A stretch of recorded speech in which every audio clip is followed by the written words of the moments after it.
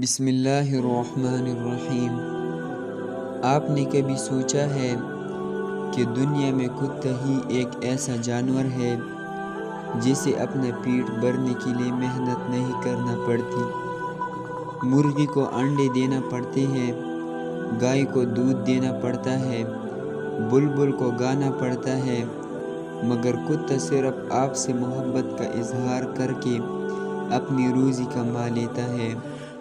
امام غزالی رحمۃ اللہ علیہ نے اپنے بیٹے کو نصیحت کی کہ بیٹا، دنیا میں ایمان کے بعد اگر کوئی چیز ڈھونڈنا ہو تو اچھا دوست ڈھونڈنا، کیونکہ اچھا دوست ایسے درخت کے مانند ہے جو سایہ بھی دے گا اور پھل بھی۔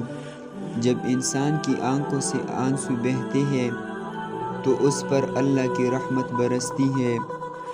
اپنی آواز کے بجائے اپنی دلائل کو بلند کرے۔ پھول بادل کے گرجنے سے نہیں، برسنے سے اگتے ہیں۔